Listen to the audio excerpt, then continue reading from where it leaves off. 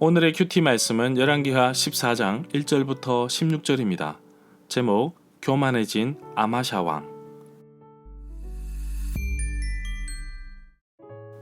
먼저 앞뒤 문맥을 살펴보겠습니다. 열왕기하 중반부에 들어오면 남유다와 북이스라엘 왕들의 이야기가 교차하면서 진행되고 있습니다. 남유다 아하시아의 아들 8대 왕 요아스가 어린 나이에 왕이 되었지만 그의 평가를 보면 제사장 여호야다가 죽고 나서 요아스는 변해가며 우상을 섬기는 모습을 보였습니다.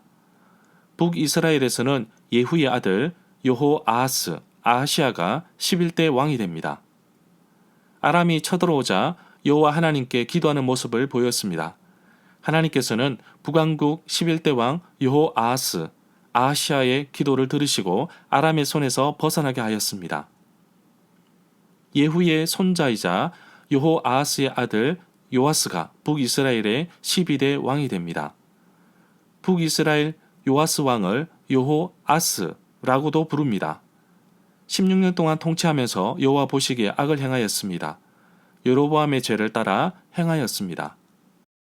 엘리사가 죽을 병에 들자 찾아가서 내 아버지여 하고 외쳤던 사람입니다. 엘리사가 북왕국 12대 왕 여호아스에게 화살을 잡아 땅을 치라고 하자 3번 내리칩니다. 엘리사는 대여섯 번 쳤다면 아람을 완전히 멸망시킬 수 있었기에 너무나 아쉬워하는 모습을 볼 수 있었습니다. 이제 스토리가 남유다로 넘어갑니다. 남유다 8대 왕 요아스가 시나이에서 암살당하자 요아스의 아들 아마샤가 9대 왕이 됩니다. 아마샤는 자기 아버지 요아스가 갔던 길을 그대로 따라갔던 것처럼 보입니다. 정직하게 행하였지만 산당은 제거하지 않았습니다. 아마샤는 그의 아버지처럼 나이 들어서 우상을 섬기는 모습을 볼 수 있었습니다. 문단을 나눠보겠습니다. 1절부터 6절은 남유다 9대 왕 아마샤, 7절부터 16절은 교만해진 아마샤. 1절에 보면 북이스라엘 11대 왕 여호아하스의 아들 요아스가 왕으로 있은 지 2년째 되는 해에 남유다 요아스의 아들 아마샤가 9대 왕이 됩니다. 열왕기하 14장 1절부터 6절은 역대하 25장 1절부터 4절에도 나옵니다. 남유다 8대 왕 요아스가 왕이 된 지 37년이 되는 해에 북이스라엘 예후의 손자이며 여호아하스의 아들 요아스가 12대 왕이 됩니다. 남유다 8대 왕 요아스 왕은 7세의 왕이 되었는데 그는 나중에 신하들에 의해서 죽게 됩니다. 요아스의 아들 아마샤가 9대 왕이 됩니다. 2절부터 3절에 보면 25세의 왕이 된 아마샤는 29년 동안 나라를 다스렸는데 아마샤가 여호와 보시기에 정직하게 행하였으나 조상 다윗과는 견줄 수 없었나 봅니다. 그러나 제한적으로 좋은 평가를 내리고 있습니다. 4절에 보면 아마샤의 아들 요아스도 성전 보수에 앞장섰지만 산당을 제거하지 않아서 여전히 백성들이 산당에서 제사를 하고 분향하였다고 기록하고 있습니다. 5절에 보면 남유다 9대 왕 아마샤는 왕권을 확고하고 장악하고 굳게 세운 뒤에 자기 아버지 요아스를 살해한 신하들을 죽였습니다. 아마샤의 아버지 요아스를 죽인 신하의 이름이 열왕기하 12장 20절부터 21절에 나옵니다. 6절에 보면 그러나 아마샤는 자기 아버지를 죽인 신하들의 자녀들은 죽이지 않았습니다. 그것은 모세의 율법에 기록된 것을 따른 것입니다.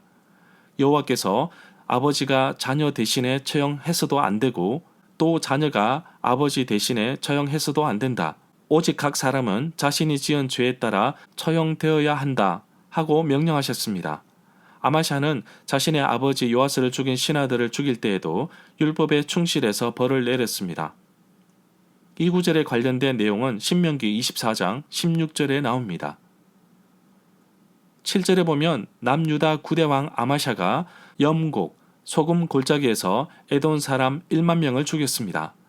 아마샤는 전쟁 중에 셀라 성을 점령하고 그 이름을 욕드엘이라고 불렀습니다. 역대하 25장 11절에 보면 아마샤가 담력을 내어 그의 백성을 거느리고 소금 골짜기에 이르러 세일 자손 10,000명을 죽였다라고 말씀하고 있습니다. 다윗도 소금 골짜기에서 에돔 사람 1만 8천 명을 죽이고 돌아와서 명성을 떨친 적이 사무엘하 8장 13절에 나옵니다. 역대상 18장 12절에서는 스루야의 아들 아비새가 소금 골짜기에서 에돔 사람 1만 8천 명을 죽였다는 기록이 나옵니다. 염곡, 소금 골짜기는 사해 바다 남쪽 낮은 지역을 말합니다.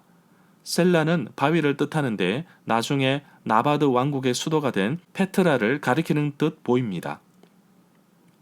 8절에 보면 남유다 9대왕 아마샤는 자신의 힘만 믿고 같은 민족이었던 북이스라엘과 전쟁을 벌이고자 합니다.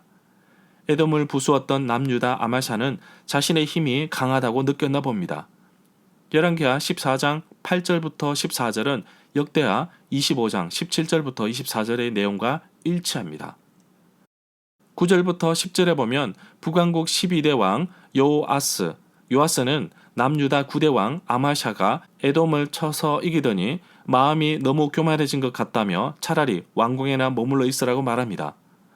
유다 9대 왕 아마샤가 교만해졌다고 북이스라엘 12대 왕 요아스가 말한 이유는 7절에서 아마샤가 소금 골짜기에서 에돔 사람 1만 명을 죽이고 또 전쟁을 하여 셀라 땅을 얻었기에 그 기운으로 북이스라엘과 전쟁을 하는 것을 두고 말한 것입니다. 11절부터 12절에 보면 그러나 남유다 9대 왕 아마샤가 말을 듣지 않자 북이스라엘 12대 왕 여호아스의 왕이 남유다를 치러 나섰습니다. 결국 남유다 아마샤와 북이스라엘 요아스가 유다의 영토인 베세메스에서 마주쳤습니다. 싸움 결과 남유다 군대는 북이스라엘 군대에게 패배하여 남유다 사람들은 뿔뿔이 흩어져 자기 집으로 도망가 버렸습니다. 13절에 보면 북이스라엘 왕 요아스는 베세메스에서 유다의 아마샤 왕을 사로잡아 예루살렘으로 들어왔습니다. 북이스라엘 12대 왕 요아스는 예루살렘 성벽을 약 400규빗, 200m 정도를 허물어 버렸습니다. 이렇게 되면 북쪽 방향에서 쳐들어올 때 방어할 수 없게 됩니다. 14절에 보면 북이스라엘 12대 왕 여호아스는 여호와의 성전과 왕궁의 보물이 있는 금과 은과 모든 그릇을 약탈하였습니다.